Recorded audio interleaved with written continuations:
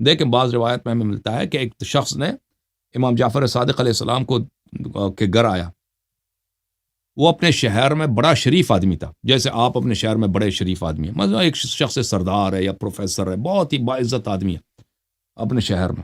اس نے دیکھا کہ مولا امام جعفر صادق علیہ السلام کے دروازے پہ جا کے ان سے سوال نہیں کر سکتا، مجھے پکڑ لیں گے لوگ. تو اس نے کیا کہ وہاں پہ ایک شخص تھا جو سبزی فروش تھا، جو مثلا پالک وغیرہ پیاز وغیرہ وہ سر پہ اٹھا کے وہ بیچ رہا تھا. تو اس کو جا کے اس نے پیسے دیا کہ اپنا کپڑا مجھے دے دو اور یہ سامان مجھے دے دو. اس نے سر پہ یہ رکھا، آیا مولا امام جعفر صادق علیہ السلام کے دروازے پر، نعرے لگا رہا ہے کہ بھائی جو پیاز خریدنا ہے، جس نے گاجر خریدنا ہے، وہ اس طرح نعرے دے کے، جس نے پالک خریدنا ہے، بھنڈی خرید، آ جاؤ. تو امام جعفر صادق علیہ السلام کو پتہ تھا کہ میرا مومن شیعہ ہے، اس نے سوال کرنا ہے.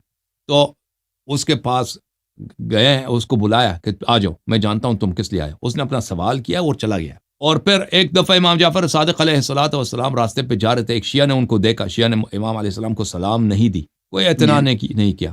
اور پھر اگلے دن ان کے گھر میں آیا، ان سے عرض کیا کہ مولا میں نے آپ کو راستے میں دیکھا، میں نے سلام نہیں دی، اس لیے کہ مجھے پتہ ہے کہ اگر میں آپ کو سلام دوں تو یہ آپ کے لیے باعث اذیت ہے. حکومت کے جاسوس وغیرہ آپ کے لیے کیس بنا دیں گے کہ دیکھو یہ روافظ کا امام ہے، اس کے پیروکار بن رہے ہیں، یہ لوگوں میں مقبول ہے، حکومت کو اس پہ زیادہ سختی کرنی چاہیے. تو امام جعفر صادق علیہ السلام نے اس کو شاباش دی، اس کے لیے دعائے خیر کی کہ آپ نے بہت اچھا کیا کہ مجھے راستے میں مجھے دیکھا ہے، آپ نے مجھے سلام نہیں دیا.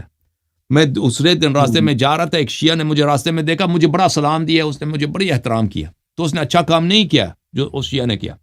تو اس حالت میں اہل بیت علیہ السلام رہتے تھے، ٹھیک ہے نا.